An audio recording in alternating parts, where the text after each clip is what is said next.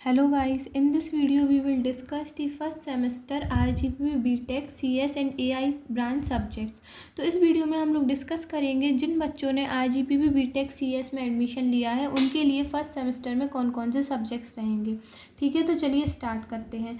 तो आपके इसमें बेसिकली 5 थ्योरी बेस्ड सब्जेक्ट्स रहेंगे जिनका आपको थ्योरी बेस्ड एग्ज़ाम देना है। तो उन सब्जेक्ट के लिए कुछ स्पेसिफिक कोड दिए गए हैं। तो वो कोड है, जैसे आपका फर्स्ट सब्जेक्ट रहेगा जिसका एग्ज़ाम आपका सबसे पहले होगा, वो है इंजीनियरिंग केमिस्ट्री और इसका कोड है BT101।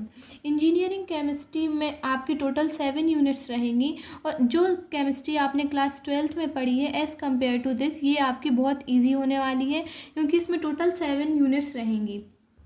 ठीक है, तो ये जो आपकी 7 यूनिट्स है इसमें बेसिक यूनिट्स रहेंगी। जैसे फर्स्ट यूनिट आपकी एक वाटर के ऊपर बेस्ड है, वाटर के ऊपर, तो उसमें जो वाटर से रिलेटेड जो भी चीज़ें हैं वो रहेंगी। एक यूनिट आपकी लुब्रिकेंट है, देन पॉलीमर है। तो जैसे बेसिक यूनिट्स के नेम है वैसे ही आपका ओवरव्यू रहेगा यूनिट्स के अंदर।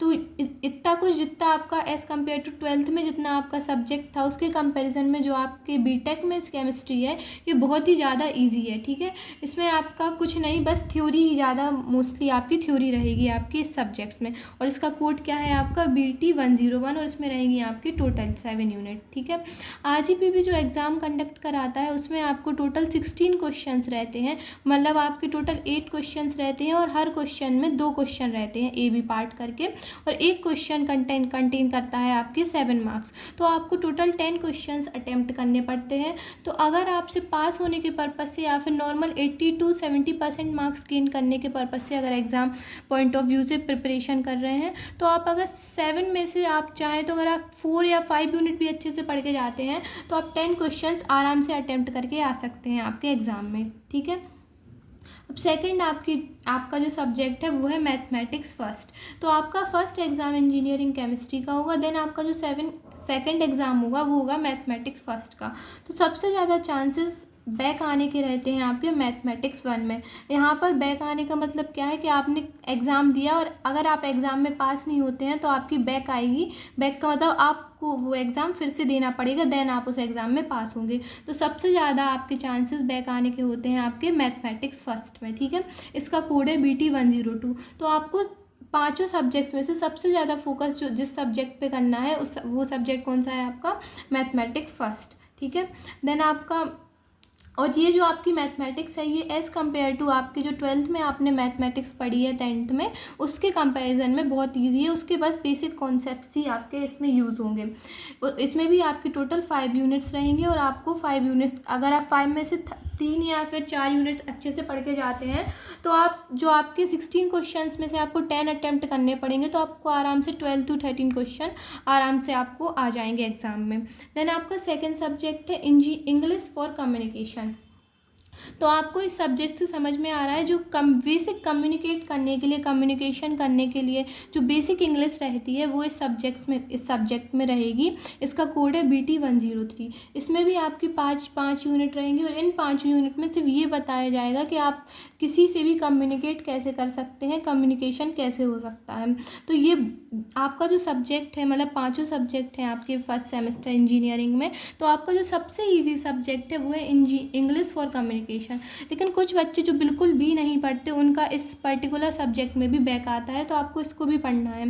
देन आपका लेकिन आप ऐसा कर सकते हैं कि इसमें थोड़ा कम फोकस दे के आप M1 को, जो आपको मैथमेटिक्स फर्स्ट है इसको अपन M1 भी बोल सकते हैं, इस पर बहुत अच्छे से कमांड रखें as compare to English for communication के। लेकिन पढ़ना तो आपको सारे सब्जेक्ट्स हैं। देन आपका वो जो सब्जेक्ट है फोर्थ वाला वो है basic electrical and electronic engineering BEE। ठीक है, इसका कोड क्या है BT104। इसमें आपके जो लॉजिक गेट्स रहेंगे, अब आप बहुत लोगों ने लॉजिक गेट्स का मतलब आपको पता नहीं होगा, लेकिन जब आपको टीचर पढ़ाएगा आपके कॉलेज में तो आपको अच्छे से समझ में आ जाएगा कि लॉजिक गेट्स वगैरह होते क्या हैं।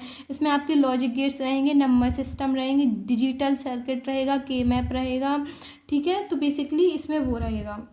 पैरेलल कन्वर्टर क्या होते, सीरियल कन्वर्टर क्या होते, वो सब आपके basic electrical and electronic engineering में रहेगा। और इसका शॉर्ट फॉर्म भी अपन ले सकते हैं, वो है आपका BEE। ठीक है, और इसका कोड है BT104।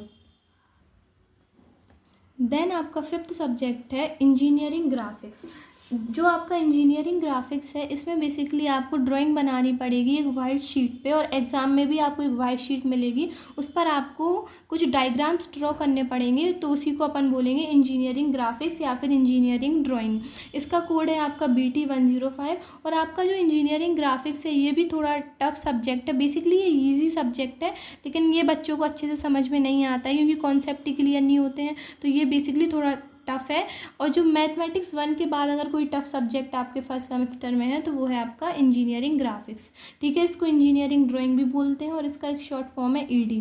इसमें भी आपके बेसिकली 5 यूनिट्स रहेंगी और इसके एग्ज़ाम में आपको 30% थ्योरी आएगी, देन आपको 70% में आपको डायग्राम्स ड्रॉ करने पड़ेंगे एक शीट में। वो शीट आपको एग्ज़ाम में गिवन मतलब मिलेगी वहाँ पे, उस शीट को बोलते हैं इंजीनियरिंग ड्राइंग शीट, ठीक है।